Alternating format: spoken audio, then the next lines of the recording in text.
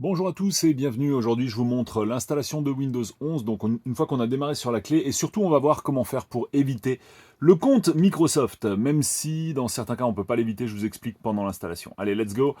Donc, on va là choisir France, pas de problème. Ensuite, on va toujours choisir France. Jusque-là, pas vraiment de changement avec l'installeur de Windows 10. Là, on va ignorer la nouvelle disposition. Ça, c'était également proposé sous Windows 10. Et là, ce qu'on va faire, on va brancher un câble réseau. Alors, on va brancher un câble réseau pour aller à l'étape supérieure, enfin à l'étape suivante. Sinon, en gros, on ne te laisse pas vraiment avancer. Mais c'est pas grave. Donc là, on branche l'Ethernet. Et donc là, voilà, il voit du réseau, donc il nous propose suivant. Il recherche les mises à jour, mais ça, j'en ai pas envie. Donc je retire le câble réseau.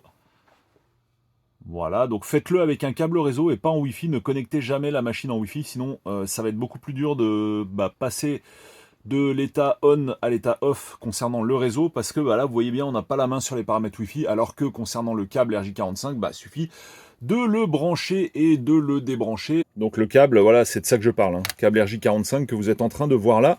Et je m'amuse, voilà, juste à l'insérer ou à le retirer en fonction de ce que j'ai besoin de faire. Mais maintenant, on retourne sur notre installeur et puis on va mettre ici le nom souhaité. On continue, on va appuyer ici sur suivant. On me demande un mot de passe, je n'ai pas envie d'en mettre un, donc on va faire suivant. Et donc là, je vais dire non pour quasiment tout. Alors ça peut bloquer certaines fonctionnalités, donc si jamais c'est le cas, c'est pas grave. Vous pourrez toujours aller dans les options pour réactiver tout ça. Donc là, voilà, on va être plutôt contrariant, on va mettre non de partout.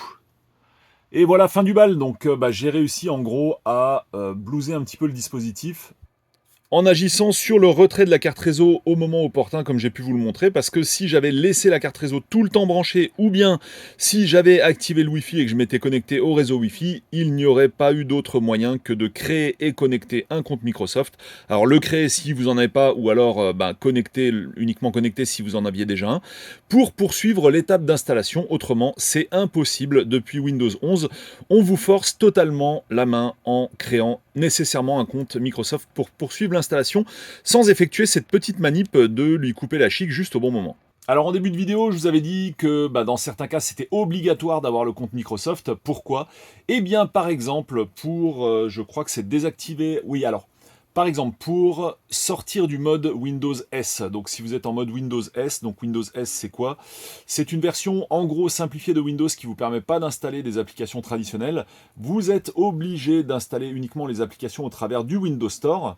Donc lorsque vous avez un Windows S et que vous devez sortir du mode S, vous êtes obligé de connecter un compte Microsoft sur la machine. Il n'y a pas le choix, il faut forcément faire comme ça.